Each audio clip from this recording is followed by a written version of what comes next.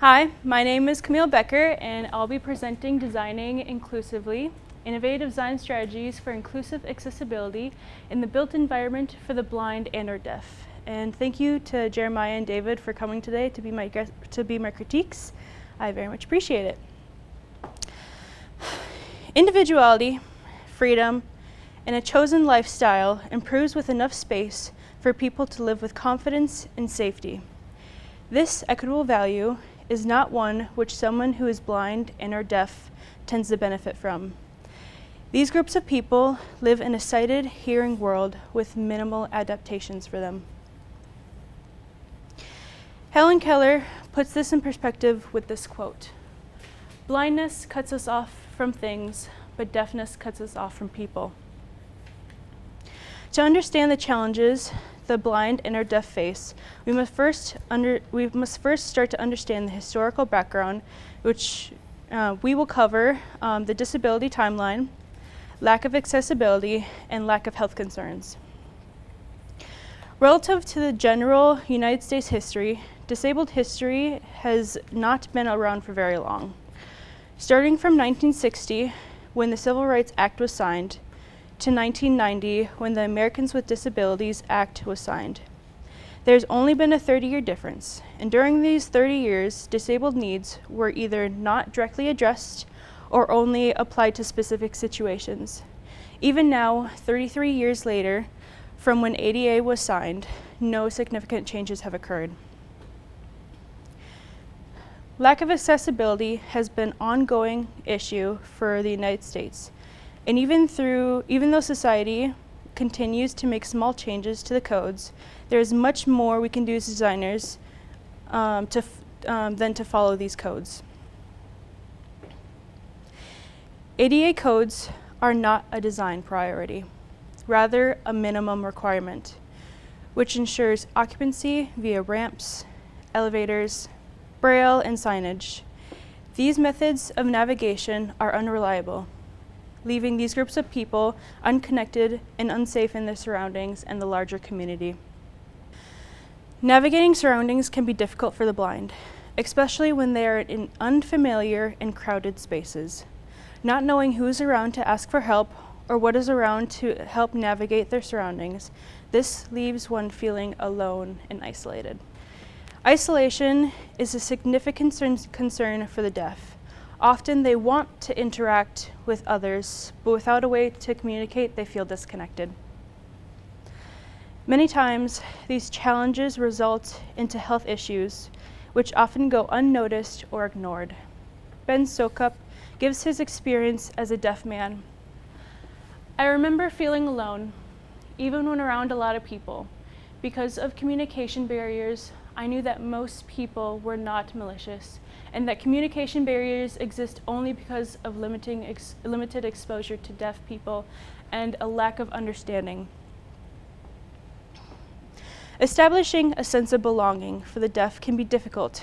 The need to communicate and have connection is a basic human need. Its absence takes an emotional and psychological toll.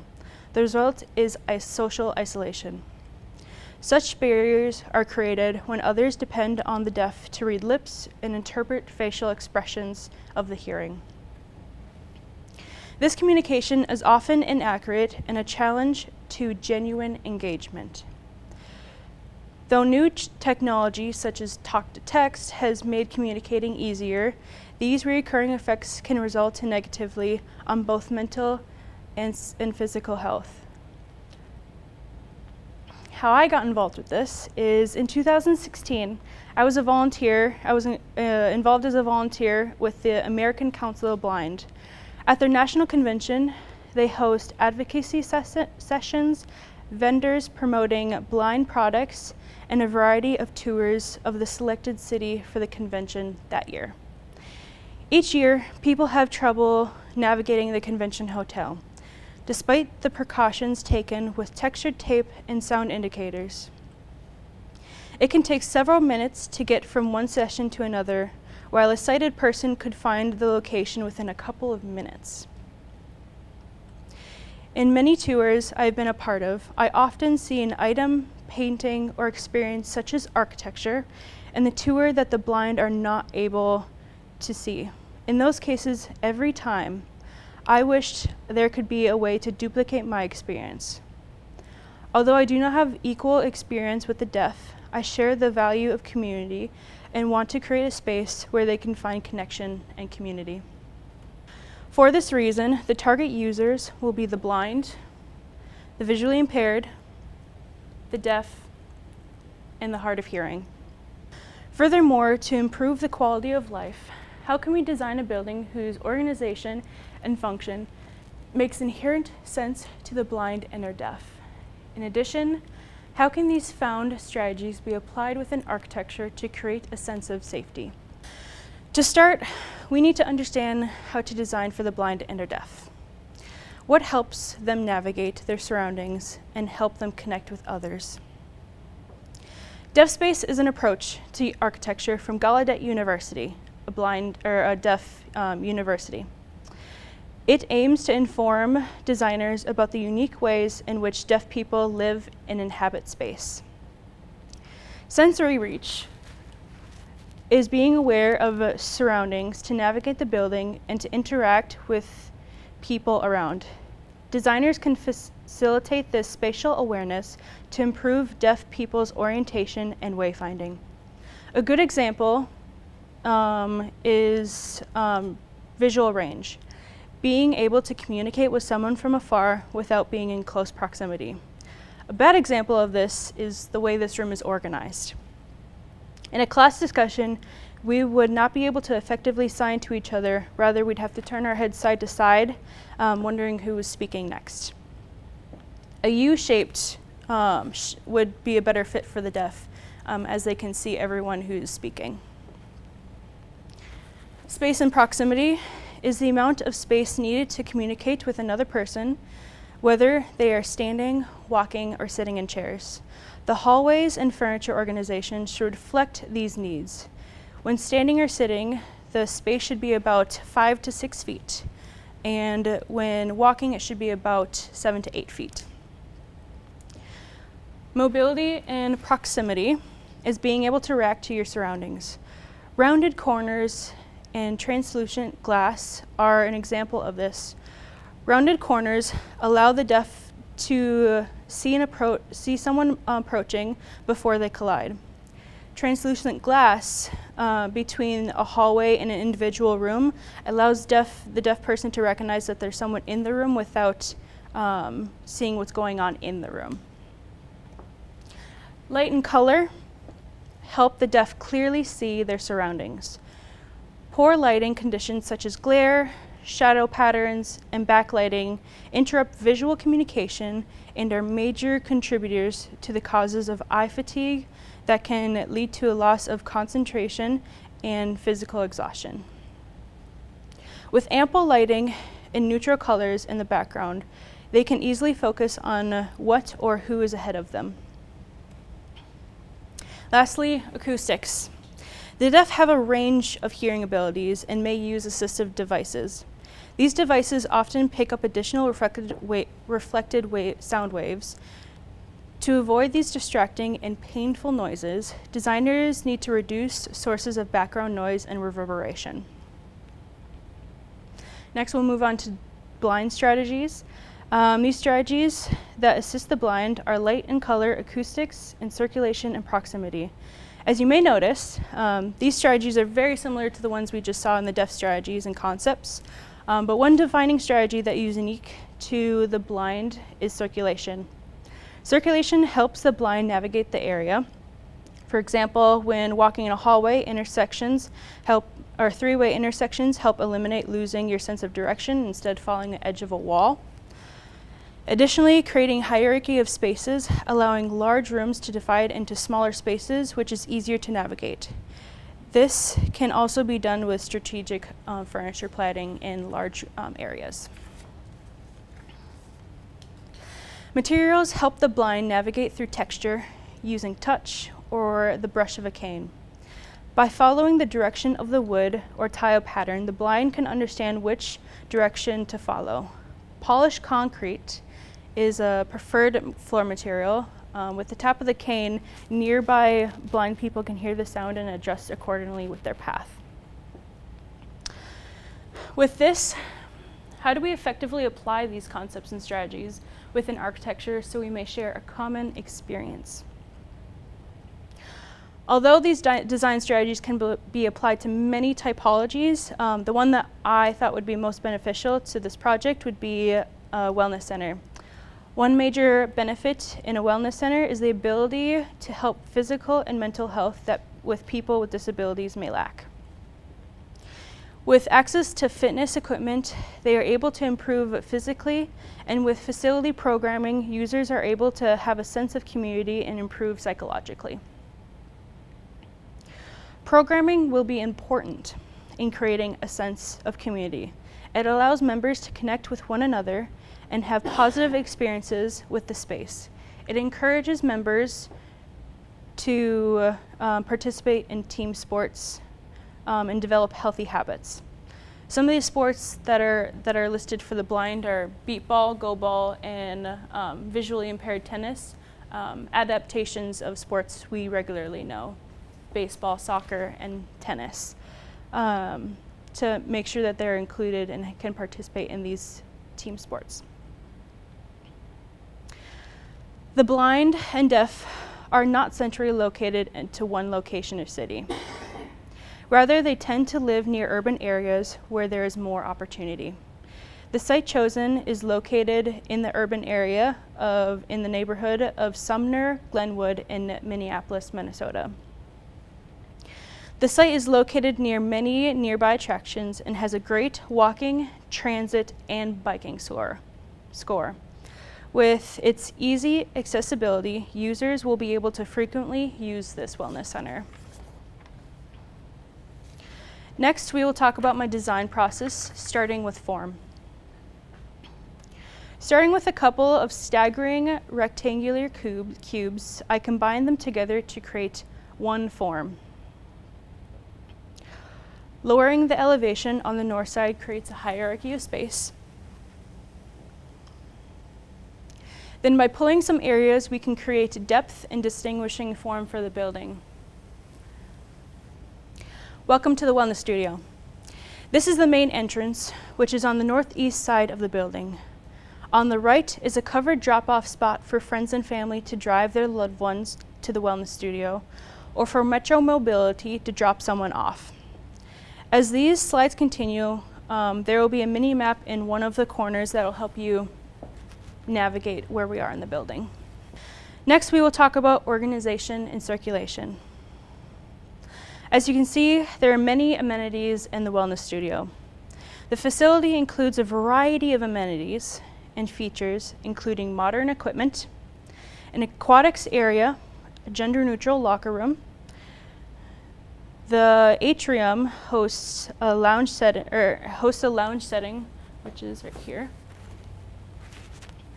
a green wall, and a grab-and-go station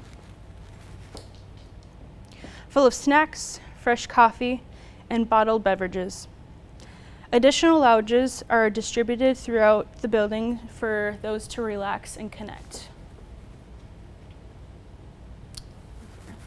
And then there's some on the second floor too. Right here. The second floor houses the lifting space, studio rooms, and a track that loops around the first floor courts. The lobby and atrium serves as the main hub to navigate to connected spaces. It connects to almost every area of the Wellness Studio. Even though staff assistance will be provided as new members join the Wellness Studio to navigate as they first go around the building, the atrium can be recognizable by the large, bright, open space and the smell of vegetation coming from the green wall. As mentioned earlier, circulation is important to understand sense of direction. By creating the loop seen through the atrium, cardio space, and weight room, users are able to smoothly use one equipment type to another without walking back into the atrium again.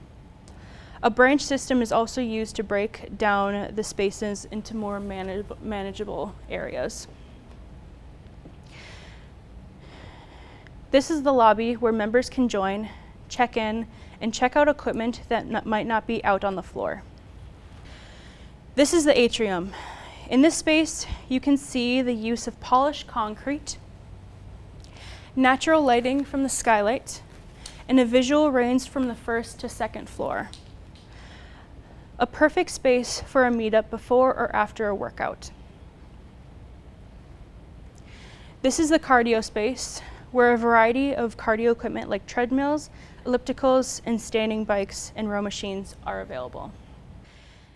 This is the court and track area. There are 2 courts on the first floor and a track that wraps around on the second floor. This is the lifting space located on the second floor. Free weight racks and dumbbells are there for any skill range.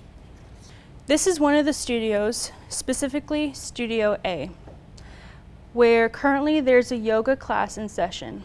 However, a variety of activities could occur in this space. You'll notice on the right the use of translucent glass. The deaf are able to understand that the room is occupied without interrupting what's inside.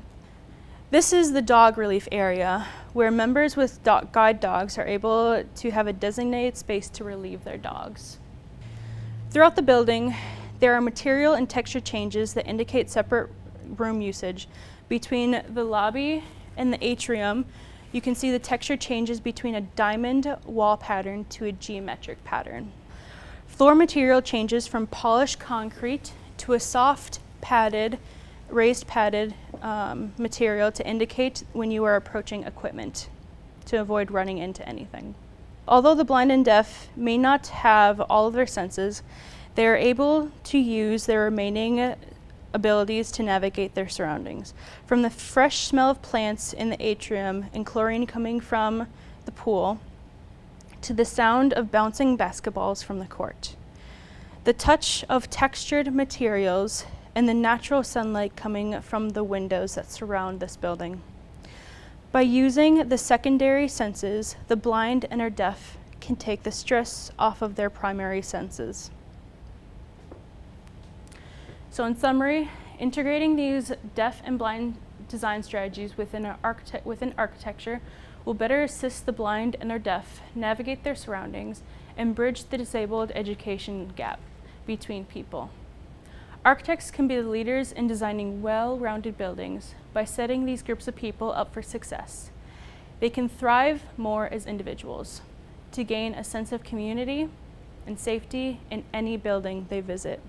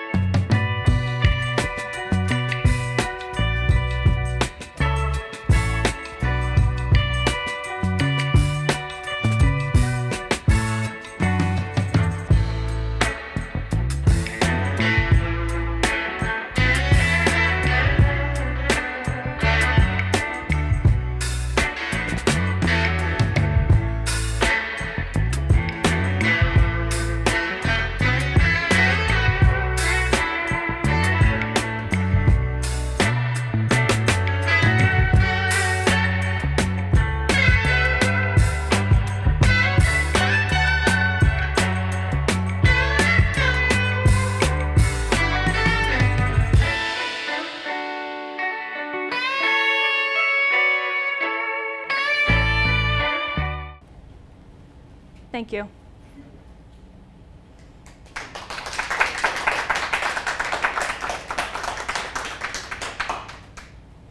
But I want to know about that guide dog after the. Yeah, so this guide dog was a picture after a boat ride through Niagara Falls. So you can imagine all the falls is a shoe horse and us going in as a boat. You just get plundered with water, and the dog just looks miserable, but I thought it was cute. A good dog. There were some of them that actually had like ponchos for the dogs too, which I thought was nice, but yeah. Some dog's miserable and jealous of Poor dog. Well, first of all, thanks for the presentation. I thought it was really well put together. Thank you. I think it's a really important topic that you approached. And I know, we talk a lot about how ADA requirements are, like you said, the bare minimum. And, they might be about equal access, but they're not about an equitable approach to the experience of a building. And I think you covered that really, really well. I think one of the first questions I have is, what did you find difficult about applying these different strategies to this program, to this building type? I think the most difficult thing that I found was that organization and circulation, trying to figure out putting my mind and my eyes, or I guess hearing, into someone who's blind or deaf, and trying to figure out how would they navigate this space.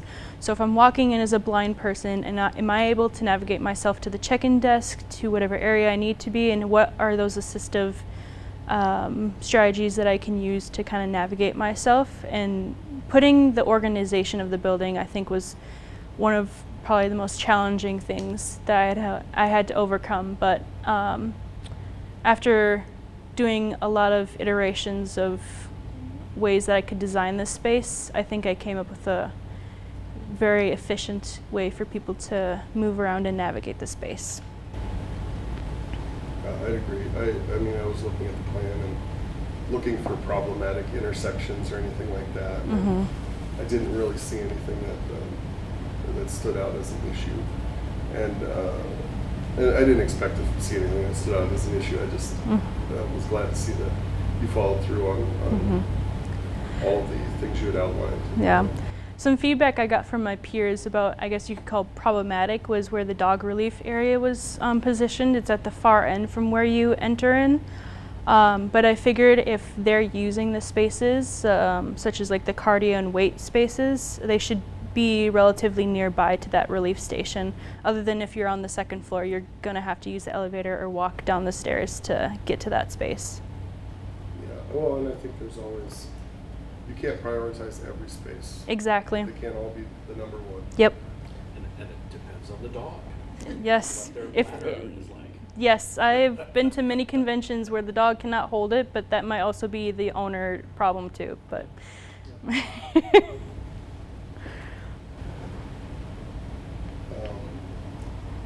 I don't have a lot of criticism of what you did. I think it's a really nicely thought through building and program, and a lot of really good strategies, and just really nicely put together as a building.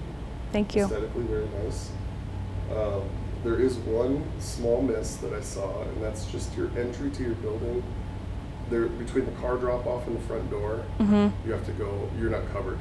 And so you go, essentially go from covered to uncovered, which is a very minor thing that, Bigger canopy. yeah, just a bigger canopy or a different canopy shape or a different door location. I think there's a lot of things that could really quickly solve that problem. Yeah. And this is coming from a standpoint of, I've designed a lot of buildings for seniors, so senior living facilities, and there's a lot of overlap between what I do and what you've done here, and we have to look at little things like, Of course. to get from the car into the front door, and then getting around the spaces. I think overall, though, I think it's really, really well put together. Thank you. Thanks. Nicely done.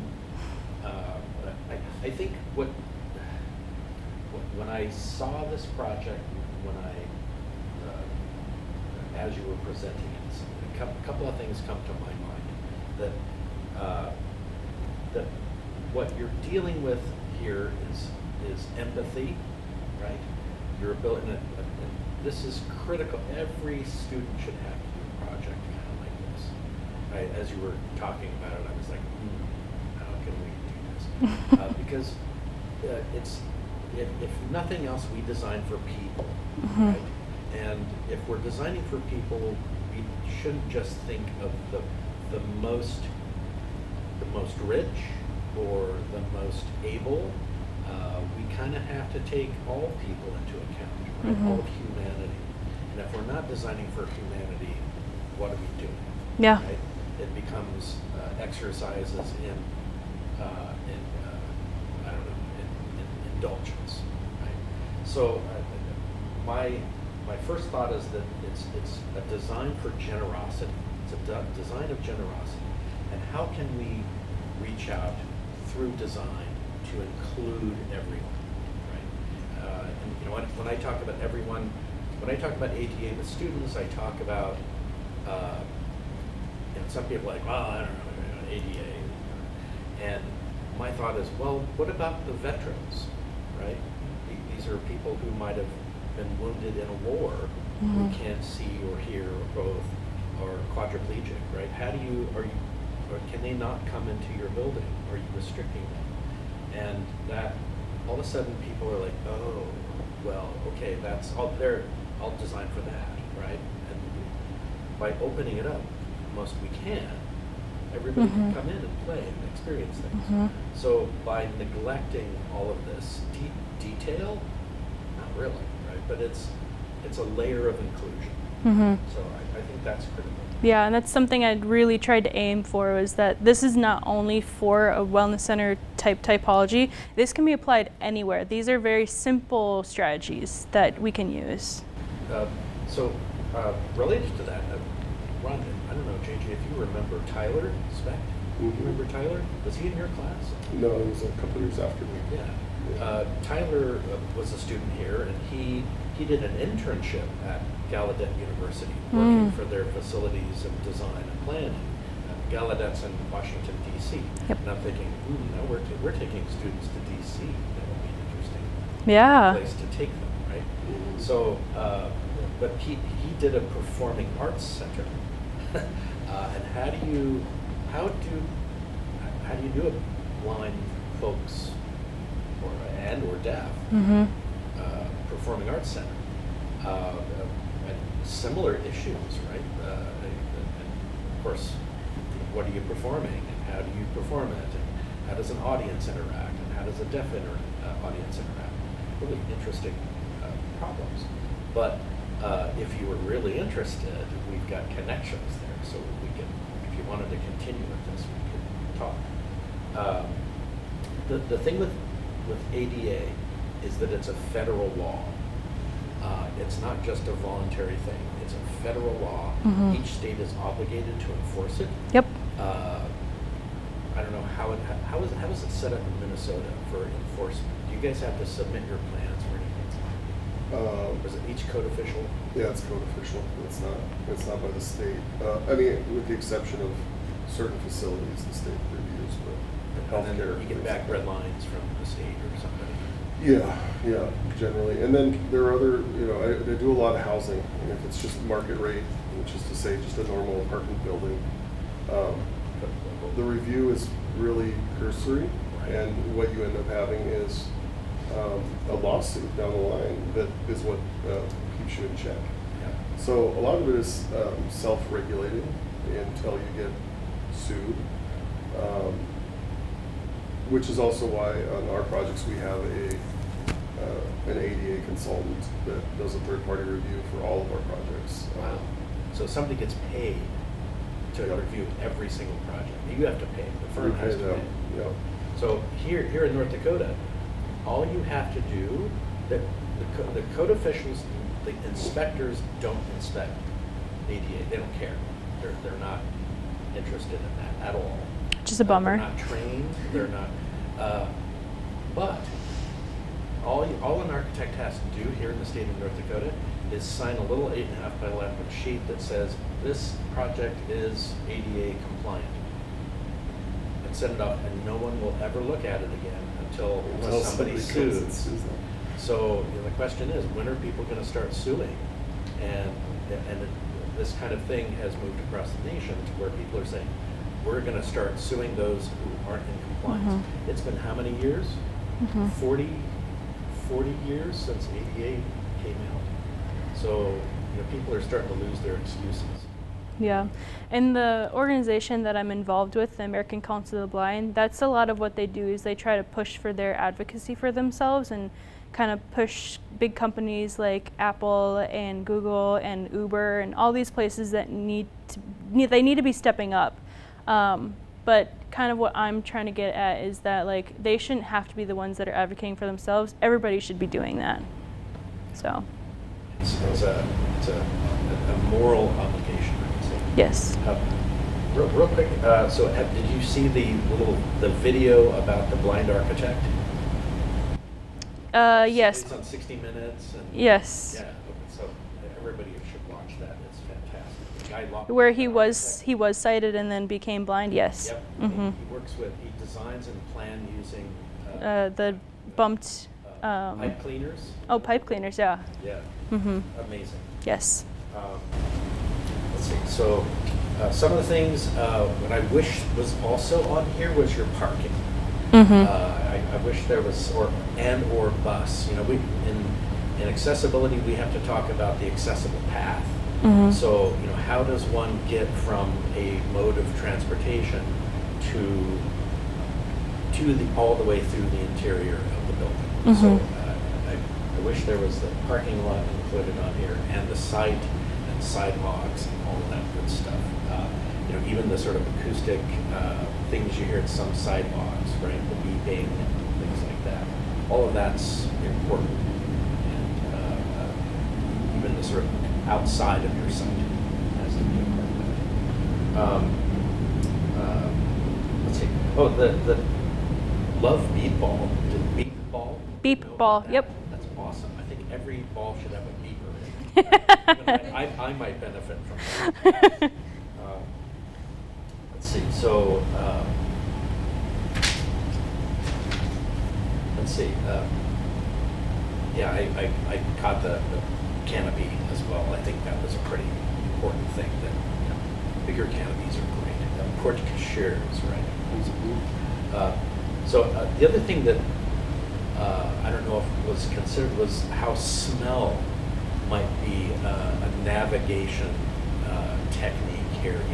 When you start to when you talk about sensory problems, right? You start looking at other senses, and people, the myth is that blind people smell better, or their ability to smell or see or whatever, right? Their other senses Enhance. They don't really improve. They just become more reliant on them. Yep. Right. And if you've ever known a blind person, they I know many. they count a lot, right? So as they're going, as they're walking, they're like, okay, that's this, and then 2 blocks.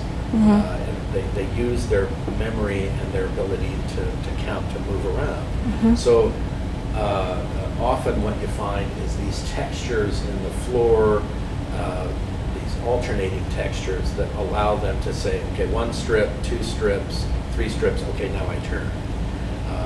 And I would look for more of that in floor textures designs. That's a little additional thing. I also really appreciate your little map in the corner.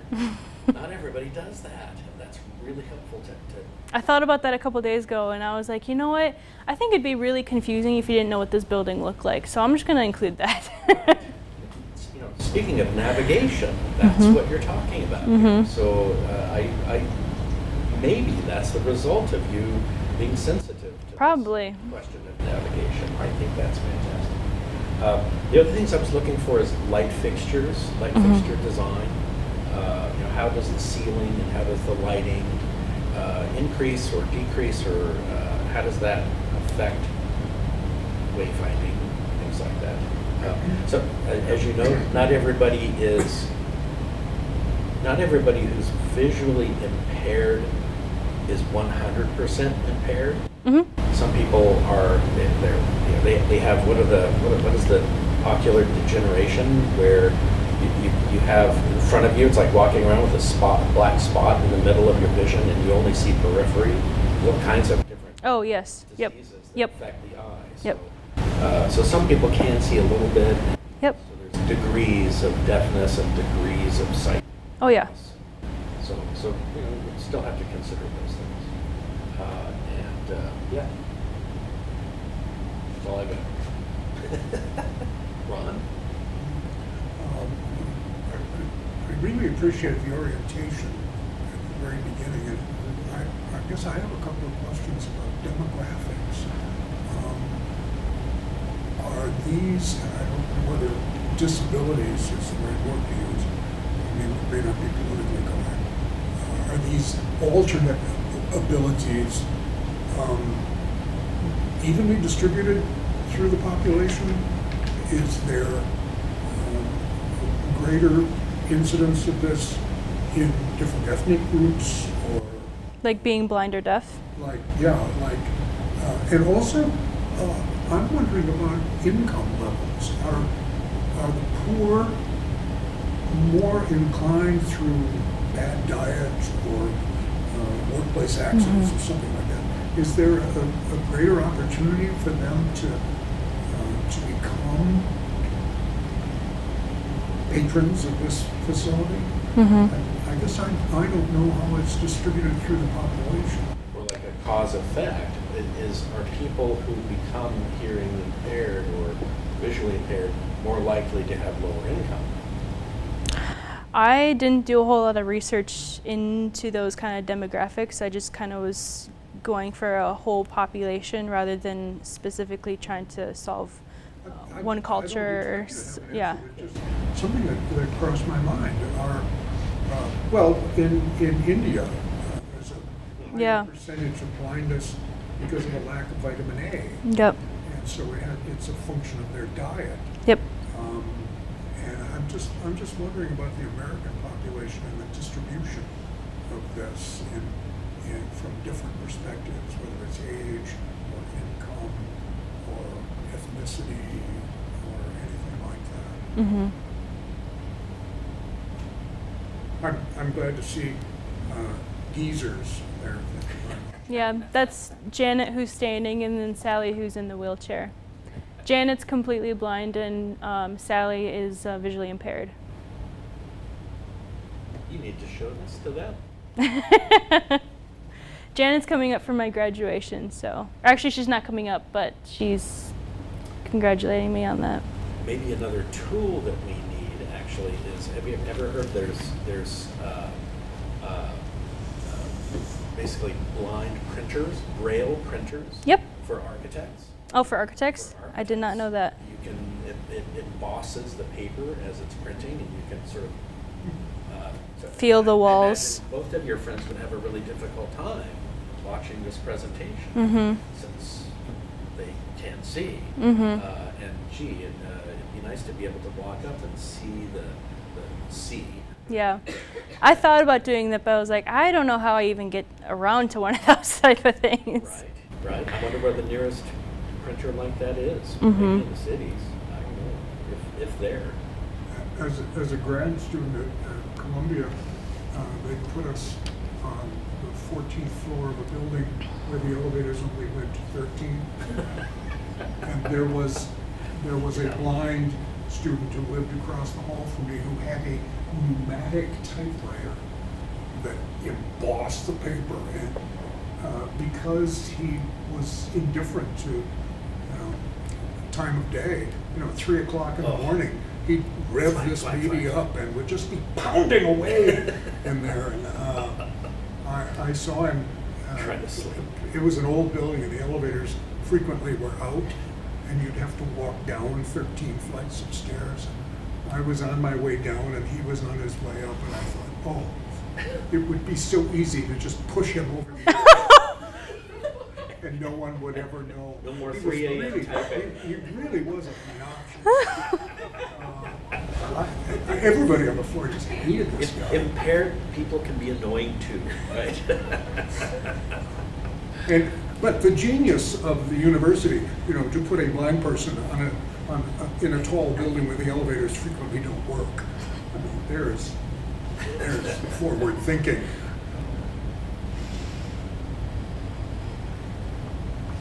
I think it's been interesting to see several of these projects that are clearly based on personal experience. I think Dahlia's cooking school and your project.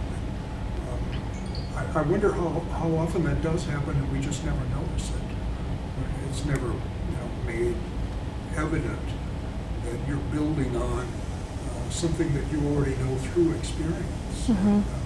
And I think it's through experience that the clients, the users, don't personally experience. So it's just a secondary experience. Vicarious. Well, it goes back to empathy. I'm also thinking, what happens, suddenly the building catches fire? How is emergency exiting handled for people who may not know where the door is? I mean, is it an acoustic thing that kicks in as a separate power source, so it's beeping, and you know Exit here. you go to the beep? But if there's alarms blowing up, You won't hear where it's coming from, yeah. Exactly. Because Would that be a problem? I remember somebody did a facility for people with dementia, and everything was color oriented and big and simple, so that they could identify what part of a building they were in by its color and where the exits were. And so I appreciate the detail you went into about design strategies. I can only speak for me, but I learned a lot. I'm glad. So I'm fascinated now with Ron's question about egress. Of course, first thing I'm like is egress, and you've got lots of stairs, but what might be missing though is area of refuge. So that location where, just like that stair over there, you've got that little place for the wheelchair to sit while the rest of us are running and screaming with their hair on fire, running down the stairs. You have See, I have an advantage there. See, he's been through a fire or two.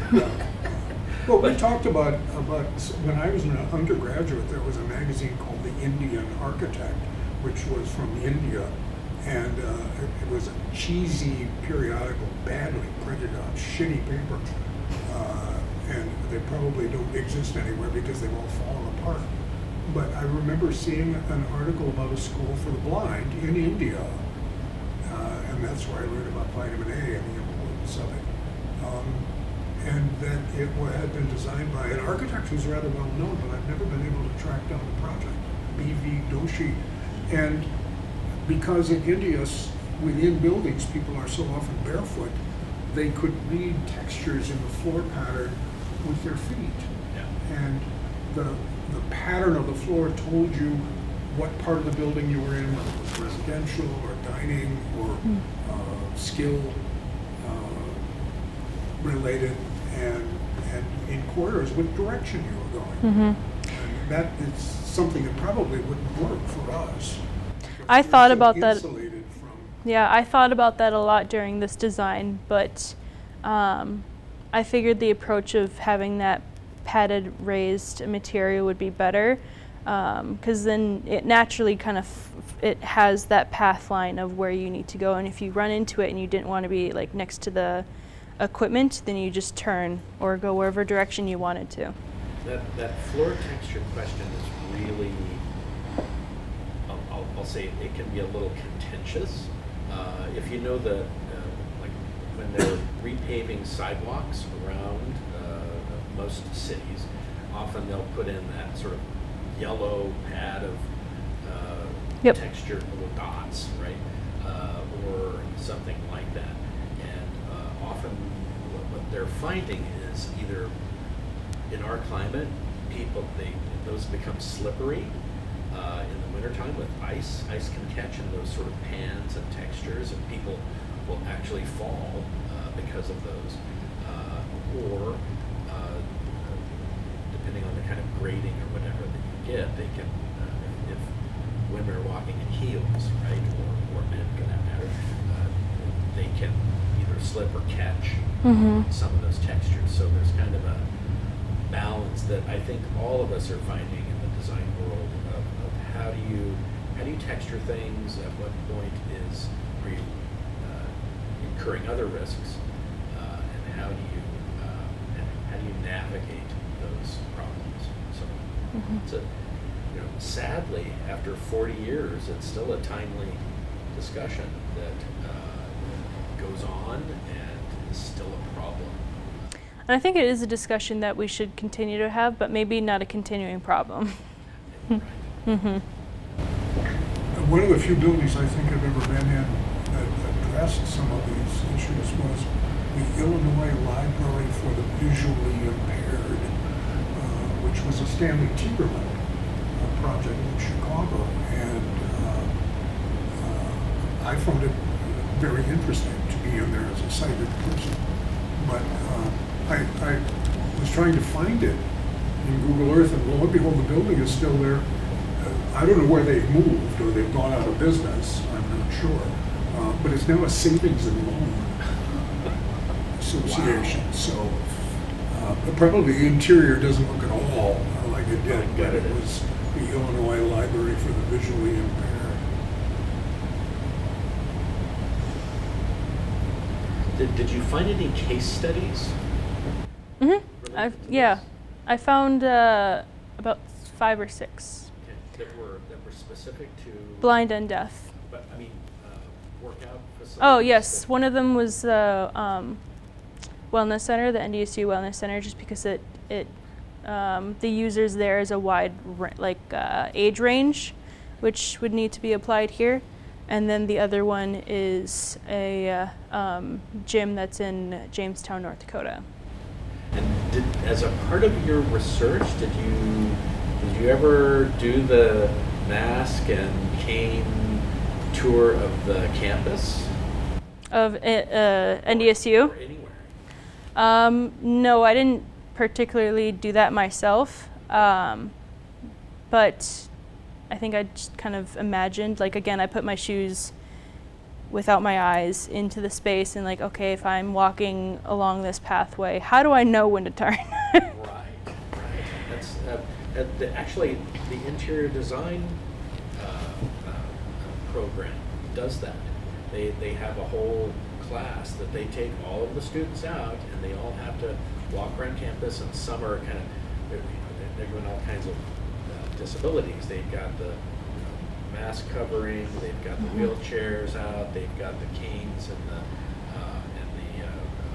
crutches, right? With the And we used to do leg. that. And I think it was a part of 171, which is now 101.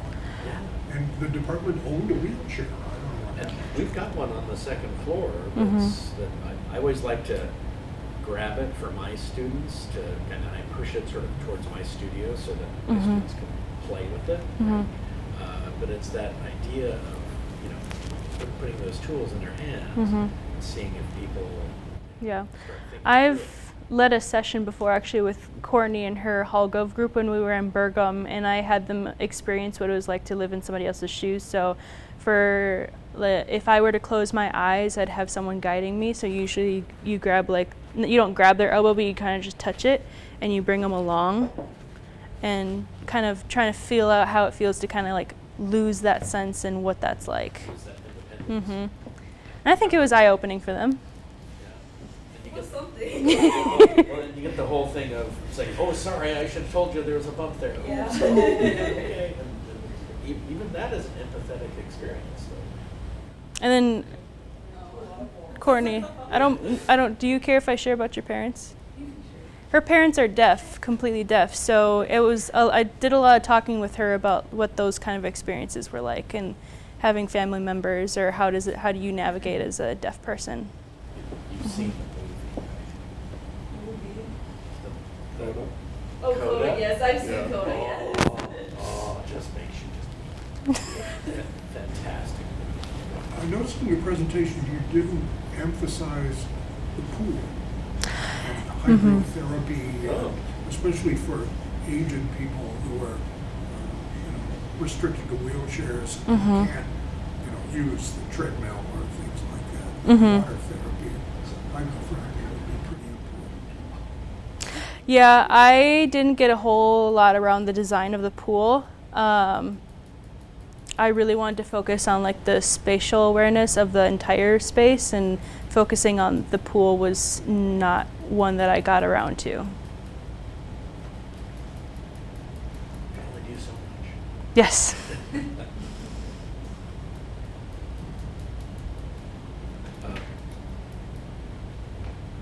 One thing, of course, that you have to be aware of with acoustics and people who are sensitive to or reliant on their heating or on their hearing is that noise. That noise that we hear right now of the mechanical systems.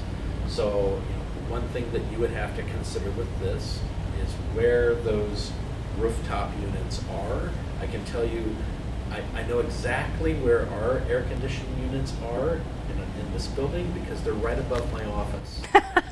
And during this summer, every summer, starting in a couple of weeks here, the condenser coil units, the rooftop units, they switch on, and it gets really loud.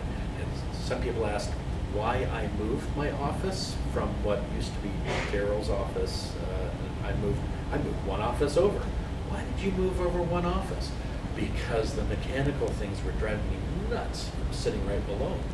And that was the reason it was empty in the first place and how I got that office. So they can be really loud. For the Fargo Theater, if some of you have been to the second screen in the Fargo Theater, I was a design consultant for that. And when I was working with the architects for that building, I was looking at their drawings and I'm like, whoa, wait a minute here, guys. So what they had set up on the second screen, the smaller screen, they placed a mechanical unit right on top of the theater opening, the new theater, the smaller theater. And I said, so is this where this is going to go? And they're like, that's where it fit, right? And I said, so what you're telling me is in the middle of a beautiful love scene or quiet, thrilling moment that this thing is going to go and kick in, and nobody's going to be upset about that. So I said, can we move this thing over, at least over the projection booth area, to where there's an acoustic separation between the vibrations that are going on that ceiling and the isolation that needed, and the rest of the movie theater. Okay, all right. So as an architect, you have to be able to identify the potential areas where acoustical problems can happen and offset them. Otherwise, you're in charge. So you're going to That was a problem. Now, say the architect never told me that was an issue. That was a problem that they had at Gallaudet University, one of their buildings, that was specifically they used the deaf space strategies to kind of, I guess, apply to see if it worked and to kind of showcase like what it could be. And I think it was the architect, there was a video on YouTube and he said, yeah, we used everything, it turned out really well, but I wish the acoustics could have been better. Yeah. So beware, that would be another consideration. Of course. Yeah, there's acoustical panels in the atrium to kind of grab some of that sound. It'd be great if, of course, we can't show everything, but it'd be great if students actually put on boxes for mechanical units on the roof. So, I know that's expecting. Any summary statement?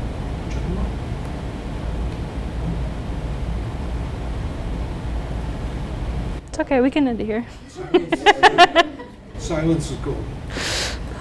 I guess coming back to where I started, I think it's a really well put together project. It's a lot of building to approach, and I think you did a good job of. I know we pointed out a lot of little things, but like mechanical units on the roof. But your focus was applying these strategies in a thoughtful way, and I think you did a really good job of doing that and working through the reasoning of it. So I think it's excellent. Thank you. You pay us to pick things. Yeah. To try to poke holes in an argument. That you've done good if we're picking at mechanical units. So I would say you did a great job, and clearly I would ask you to continue to carry that empathy to the rest of your career. Thank you. It will serve you well, and I think there's a need certainly for this. And what you might find is you, if you're not careful, you might be the ADA person. Yeah. I was the ADA person in one of the firms I worked for, and I was just going to say that. Maybe we'll skew it. Specialization or pigeonholing. Maybe we'll skew it and just say I'm really detail oriented. yeah, there you go. But actually, it can be a good thing. When I did that, I learned a whole lot about the ADA, and my experience with it was really positive. And there's worse specializations. So it's a good thing. So nice job. Thank you. Thank you, David. Thank you, Jeremiah. Thank you, Ron, for being my thesis professor. I appreciate all of you guys coming here and my guests. Thank you for all coming.